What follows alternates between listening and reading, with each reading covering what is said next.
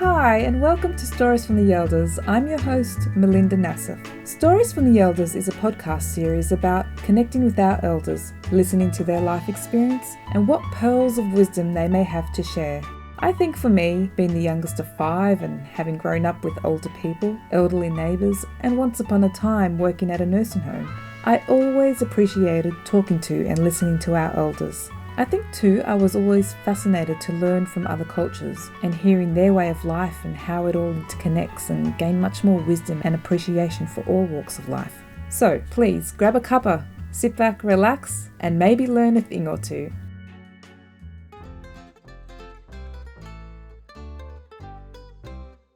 In today's episode, we'll be talking to veteran Shirley McLaren, an inspirational woman with many lifetime achievements. Shirley was one of 50 women who was accepted into the first intake of the Women's Royal Australian Air Force, also known as RAF, and moved on to RAF Base in Richmond, New South Wales for a 4-week training. Shirley is a qualified drill instructor, having trained approximately 270 RAF recruits. Amongst her service, Shirley was part of the ABC's first series of old people's homes for 4-year-olds and represented in the ACTA Awards when it won for Best Documentary for a Factual Program in 2019. In September 2020, she was awarded an Air Force Gold Commendation for Superior Achievement. In November 2020, she received from the Returned and Services League of Australia, New South Wales branch, a Certificate of Appreciation for enthusiasm, compassion and understanding for veterans and families within the Anzac Village. Also in November 2020, at the prestigious New York Festival TV and Film Awards, Old People's Homes for 4-year-olds won an International Emmy Award in the non-scripted entertainment section. Also a gold medal for Social Issue Documentary Program and a silver medal for the United Nations Department of Global Communications for exemplifying the aims and ideas of the UN. And there's more. In the Australia Day Awards 2021, she received the Order of Australia, OAM, for services to veterans and their families and the community. And in May 2021, she received her first OAM at Government House, Canberra. Shirley is very, very excited about all of this, and her excitement has no end.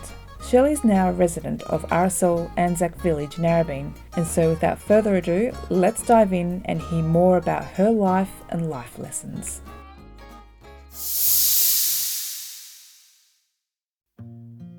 Hi Shirley. Hello. Great to have you here to tell us about your life. So may I ask, how old are you? I'm 88 years old. Oh, amazing. And so Shirley, what can you tell me about yourself? Perhaps we can start with where you were born and where you grew up. I was born at Crown Street Women's Hospital in Sydney on the 11th of February 1932 and was brought up in Lakemba, 2 miles from the Lakemba railway station. My parents rented the house. One of his brothers and 2 sisters bought neighbouring houses further down the street. There was a farm at the top of the street and quite a few empty blocks of land in the street in the early 1930s.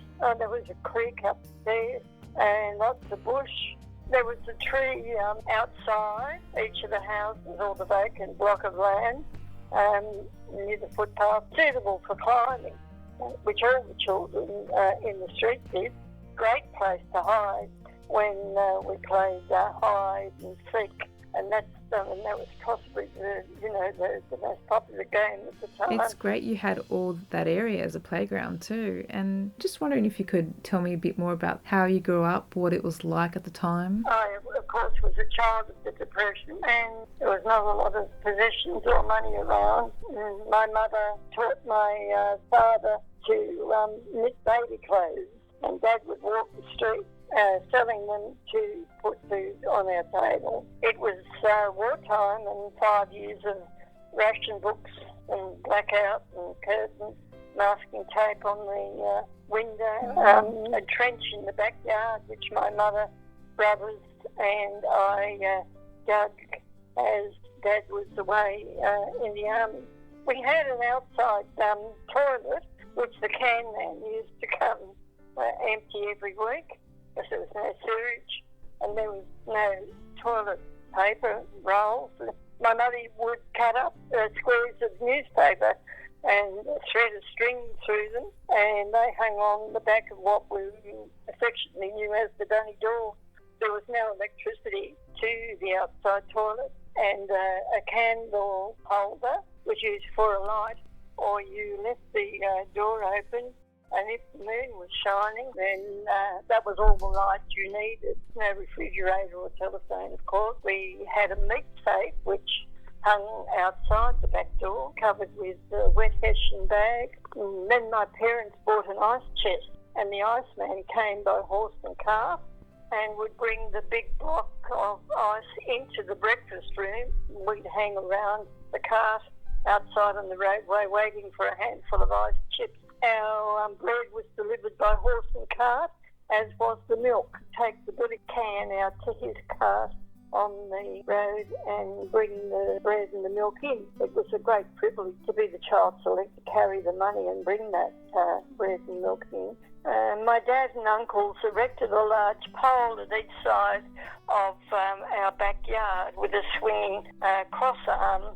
They attached two long pieces of rope to the end of the arms, and a man would walk the streets calling out, "Clothes props, clothes props." And these were long tree saplings with a fork at the top, and you put the fork underneath the rope, and that held the wet washing up off the ground. Hills hoist had not been invented yet. It had a sheep called Betty Barbar, very clever name for a sheep, and who used to eat the grass, keep the lawn down. There was no push mower or lawn mower by then, but a man used to come every year and sheared the sheep, took the wool away and sold it. There was no hot water system, of course. We were bathing cement tubs in our kitchen. There was a large boiler for washing the clothes. Wood chips lit underneath that heated the water. And Monday was almost washing day. And that night before dinner, I think we only bathed once a week, the cleanest child was put in a cement tub with the water from the boiler. Then the dirtiest child, of course, was last. I have no idea where or how my parents had their bath. Later on, my parents installed a heater over the bath in the bathroom, and this required wood chips to heat the water. Then they updated and bought an instant gas heater in the bathroom. Gee, that was progress. Yeah, exactly. Wow, it's incredible, isn't it? Yes. What year would have that been? It would probably have been in the late 1940s, because there wasn't a great deal of money before then. I would say after World War II, and certainly before 1950. It's amazing, isn't it, when you think back how far we've come from a long the way. living circumstances then. Yeah. Yeah. So you would have seen so much change in every way possible, really. That's right, yes. Do you remember many world events that happened whilst growing up? I remember men walking the streets looking for work, any work at the end of the Depression. I remember that. I remember World War II, of course, being declared. The bombing of ships in Sydney Harbour. I actually heard the bang by the bombs when Sydney Harbour was bombed by Japanese submarines. Of course, the end of World War II being over. My parents wouldn't let me go into Sydney at the end of World War II. No, and when they said no, well, no, it was. Dad was still away. Mum said no, and no, it was. I remember, of course, the Korean War starting and the death of King George VI and Queen Elizabeth's coronation. And inventions that I remember, the Hills hoist for hanging the clothes out, especially the old clothes props and two ropes that used to fall down in the ground. The Victor mower being invented, the lawn mower, and a telephone in the home. Instead of having to go up to the corner shop or the post office and put money in the slot, telephones came into the home. Of course, the refrigerator. I don't think my mum and dad had a refrigerator until after 1952. The automatic washing machine, of course I loved. The toilet inside the house, yes please. With a humble toilet roll, yes please. Yeah, those little things that just help, don't they? Yeah. I remember plastic plates because plastic was not invented till after World War II. Yeah. There was nothing plastic before that. There was plastic plates and cutlery and plastic tablecloths. That came after World War II. Girls were encouraged to go to uni and get an education, aim for top jobs. Yeah. That's wonderful. Exactly. Yeah. Encouraged to be independent and own their own home and car. Goodness me, and travel abroad. Wow. So many things. It's so amazing to hear how it was for you back then and how much it has changed since. So Shirley, how about we move on now to hearing about your origins perhaps? So do you know much about your heritage? Look, there was very little. My eldest brother traced the family history, but unfortunately, when he died, that was all lost. My grandmother, maternal grandmother, was brought to Australia from England with a family in service, which in today's language means that she was a maid, and she married a sailor, and she died young after her second daughter was born. This is my mother's terminology of something wrong with her throat. And of course they wouldn't have known in that day and age what that was. That was just 1901. And was this here in Australia? They were here in Australia. At Redfern, my mother and her sister were raised by two maiden aunts. And of course maiden aunts are unmarried ladies. And as Mum's father, was at sea. And my father was one of 10 children, and as far as I know, he was born here in Australia. He was the second youngest, and his parents lived with my dad's two sisters.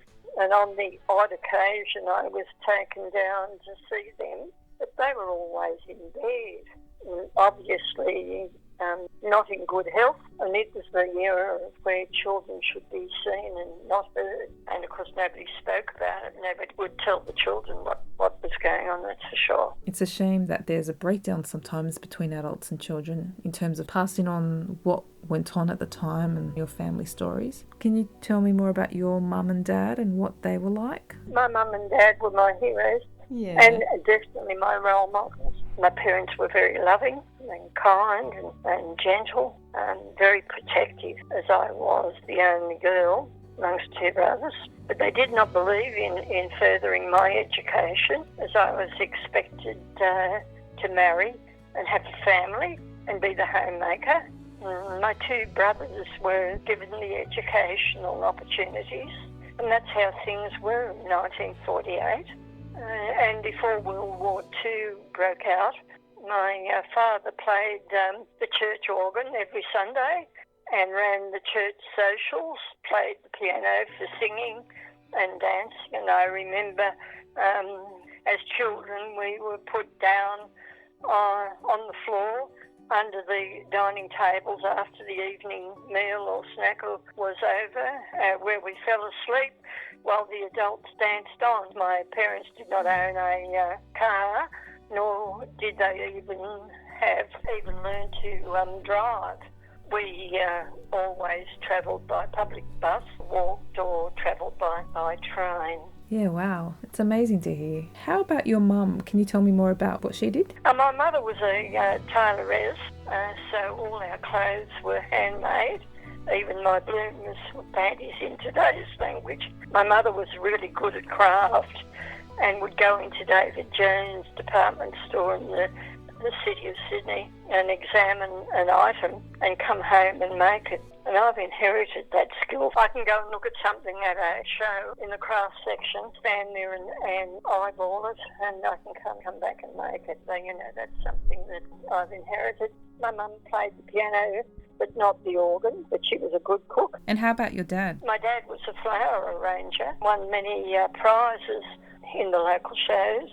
I remember that. He had a beautiful garden with flowers and roses and all our vegetables, fruit trees, and chooks up the backyard. And that made us self-sufficient. I used to follow him around the garden all the time. That was before World War II. I think I inherited my love of gardening and my green thumb from my dad. Precious memories of both parents. I really had a happy, loving upbringing. Yeah, it sounds like it. I also remember an uncle telling my dad that education for me would be wasted. Oh, no, really? Send her out to work. I was told many years later, they all end up barefoot and pregnant in the kitchen, and so how do I think about that now?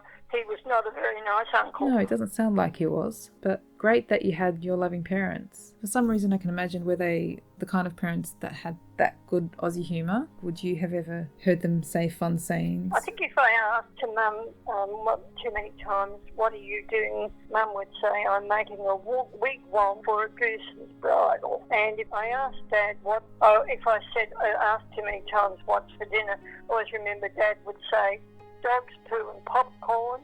And I always remember Mum would chastise him for using those words in front of the children. Yeah, sounds like they did have good humour. Not the thing to do in that day and age. Well, yeah, I guess that's true for back then. And so did that influence you? Like, what were you like as a child? I was a very obedient child. I would have never, ever even considered answering my parents back or questioning any decision they made. In that day and age, children were seen but not heard. That was the rules. You obeyed the rules. You didn't question the rules. That's just what was and what you did. That's how it was, and Yeah. that's how we lived. Yeah. I ate everything that was put on my dinner plate, and even if I didn't like it, it was dished up for the breakfast the next day. And so I remember, my parents had come through the Depression, followed by World War II, and times were hard, and nothing was thrown out. Everything that could be reused or remade, recycled, yes, even Yeah. I mean, yeah, it's the life we have now. We've got so much opportunity and choice. Oh, Yeah. yeah. If we don't want something, we don't have to have it. You know what I mean? Like, we're like, oh, no, we don't want that. That's We'll true, just yes. have something else. And Yeah. if if the children of the day don't want to eat beans, then they're not put on their plate. They don't have to. And that's just how it is, probably for the better. I think there's a lot more freedom for young people today to meet, socialise, stay out late. Young people have a chance of a better education. They have greater independence to leave and live away from home and from the parents. It does create their independence. In my time, when I left home to join the Women's Royal Australian Air Force, that was the very first time. At 18, I had moved away from home. The girls I trained were in the same boat. They'd never ever left. They were always had just come straight from home where Mum done everything for them. I think it's a good thing that today's younger ones can move and have that freedom to move, mix, mingle, find their own way in life. Yeah, very true. The life we have now, there's so much more opportunity and choices. And so while growing up, what were some of the things you did with your friends? We played a lot of sport, netball, tennis, softball. We went to the pitches, dancing, camping, youth groups. I belonged to the Australian Air League, which included marching and drill and parades and camps and learning first aid. I loved the camaraderie, but just being with my friends who I went to school with and grew up with. We went to church on Sundays, and actually our group was just not interested in boys. Yeah. Well, you were quite separated from them, weren't you, back then? Yes, just absolutely. And, for a group of 5 or 7 of us that went to school and were friends all through school, not any single one of us were interested in boys. Interesting, isn't it? Yeah. Everything was quite separate, strict, and they kept the schooling separate. Oh, yeah, that's all of that. True. Yes. Yes, my brothers went to a boys' school and I went to a girls'. There was no co-ed education except, of course, in the first couple of years in primary school. So did you have many holidays while growing up? Growing up in the 1930s, there was no money for the holidays. And in the 1940s, it was World War II, so no holidays. Dad was away. It was not until the end of the war, and the Dad and Mum took us by train for our first holiday that I remember. And then once I joined the Australian Air League, which was the youth group, there were lots of camps and camping and school holidays.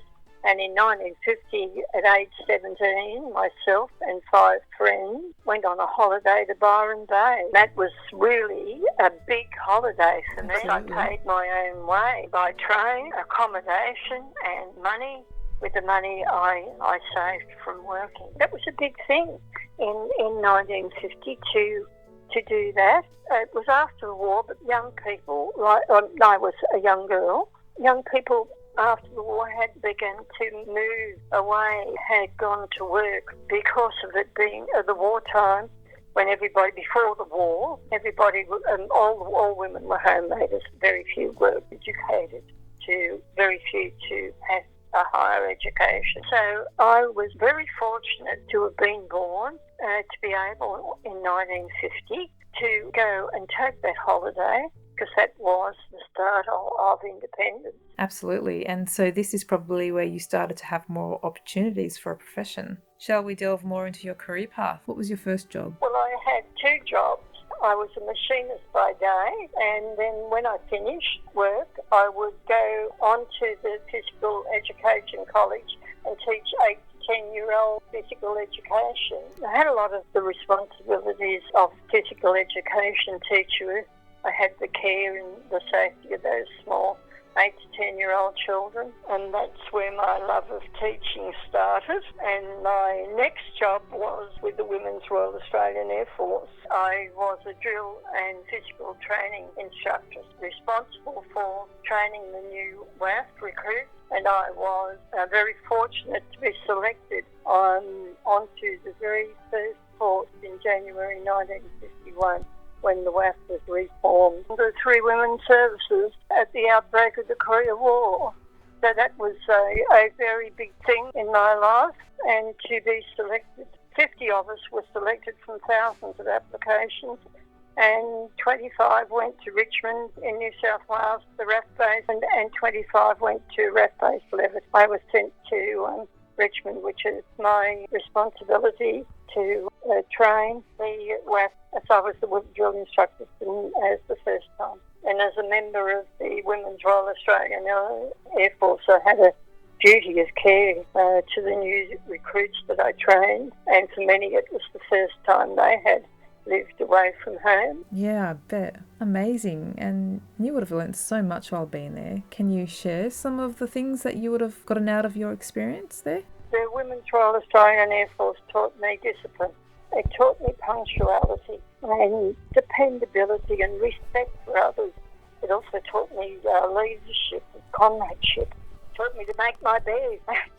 And I loved every minute of it. I served for 4.5 years, and then under government regulations in 1955, married women were not allowed to serve in the Defence Force, and I had to take my discharge. Oh, did you? But must have been so rewarding. I loved everything about it. It was an absolute pleasure to go to work, and I consider myself very lucky to have had such a wonderful career and proudly serving my country. Yeah, absolutely. And thank you. And so did you work after that? My last job was an early childhood educator, and I guess that's coming the full circle, starting with 8-year-olds, going to adults and coming back to the little children.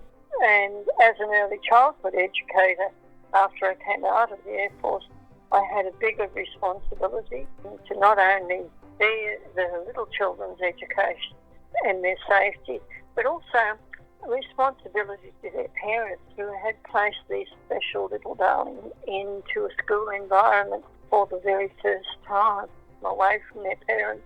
That is a big responsibility for any teacher. Yeah, absolutely. Because being a teacher, I go teachers. I admire you all. And 70 years later, just on, I still have contact with some of the WAF I trained, and I attend the New South Wales reunion every year and the National WAF reunion every 2 years. Honestly, truly incredible, Shirley. You've really lived your life with purpose. I think this is actually a great segue to sharing some thoughts and advice you'd like to give to the younger generation and people listening to you. Do not be so shy. I think I would ask questions about your parents and the parents' life and where they came from, their parents and what they did, where they came from.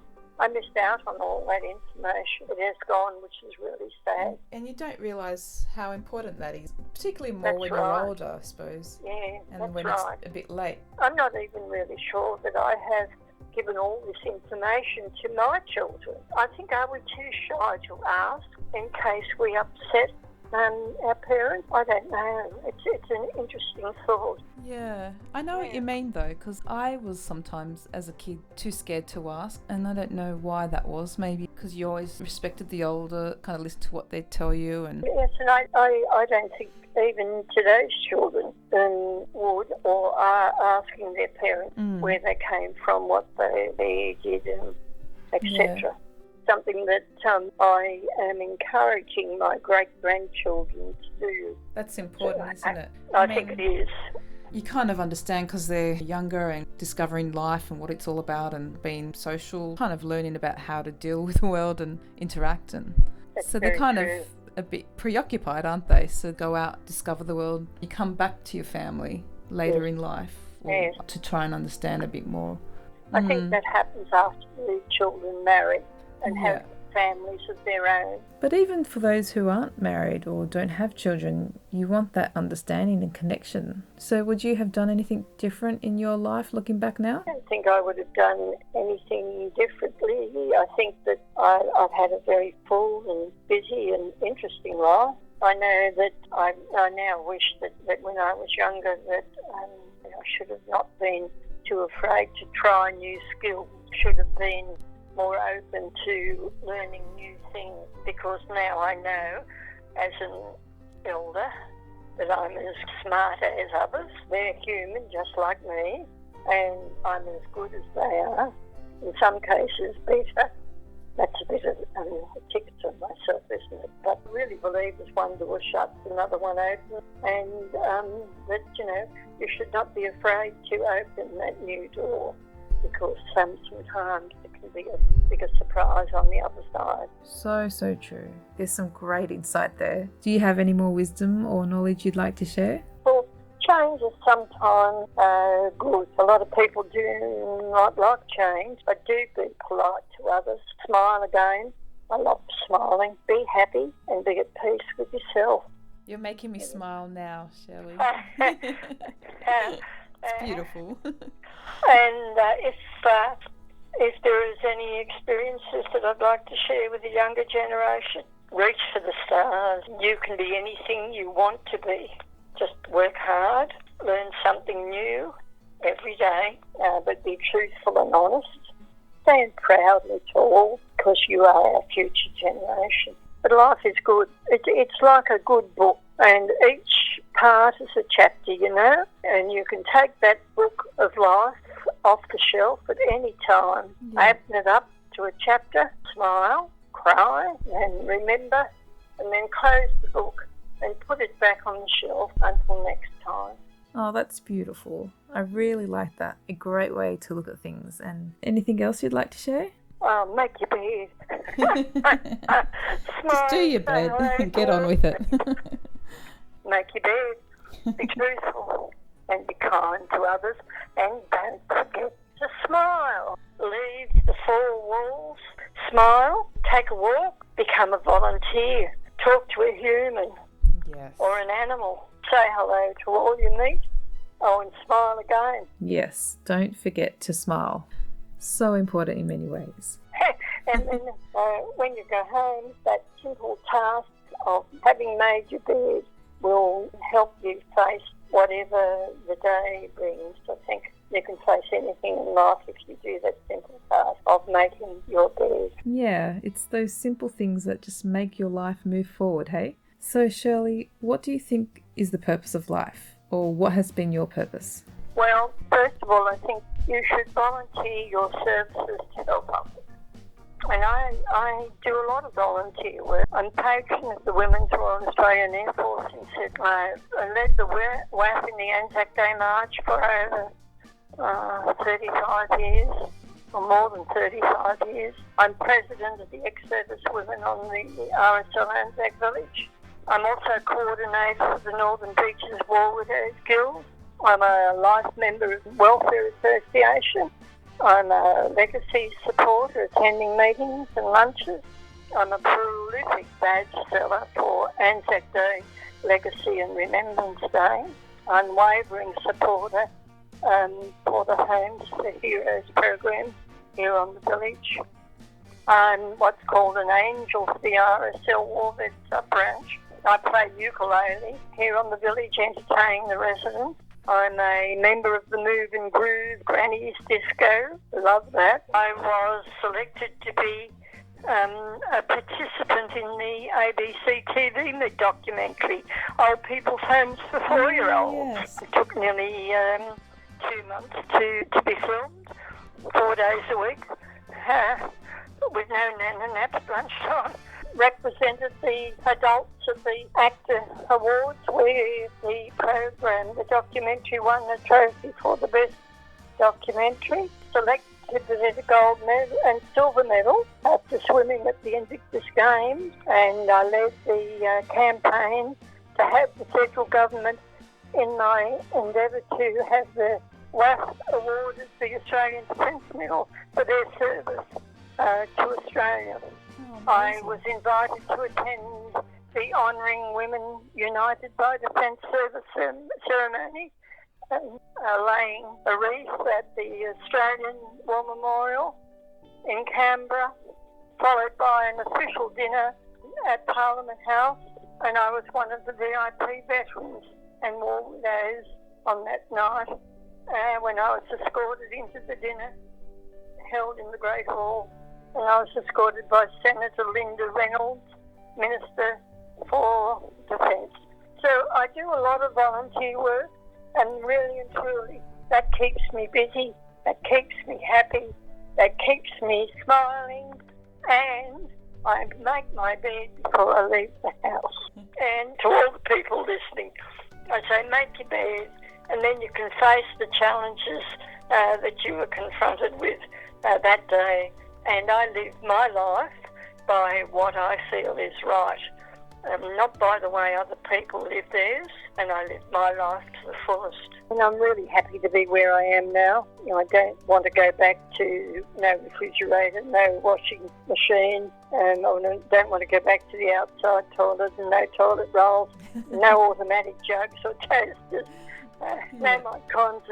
Those childhood days were just a lot of hard work for a woman. Work, yeah. A lot of hard work. And thank you for living through that, really. Yes, that's right. You've contributed to making life a better place. That's very true. Yeah. And Shirley, dare I ask, how do you feel about the ageing process? I don't mind getting old. Well, as I'm getting older, I think I'm frustrated that I cannot do the things I used to do as far as I could do them when I was younger. That's life, and you have to accept it and don't complain. Look, I love it. Do not look at my grey hair and think I do not know what I am talking about, please. Exactly. Yes. And the hardest thing about growing old, I guess, is the loss of mobility and being balance. Yeah. And the best thing, well, I can be as cheeky as I like, and I can flirt with men of all ages and get away with it. Because they do not believe a grey-haired little old lady mean it.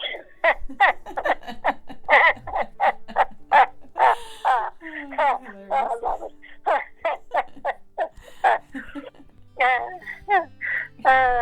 With life now, I think life is good. I'm happy in my own little world. Oh, good. And I'm at peace with myself. Beautiful. And I'm an extremely proud former WAF, and I wear my Australian Defence Medal with great pride. Oh, Shirley, that's Melinda. amazing. So I hope I haven't bored you too much. Not at all, not at all. You're an amazing, beautiful woman. Thank you. So many amazing things you've done and experienced as well. And thank you so much for sharing your life stories. Yeah. You're very, very welcome. And look, thank you for asking me. Oh, no problem at all. Thanks for reaching out. Goodbye. Bye. Bye, Shirley.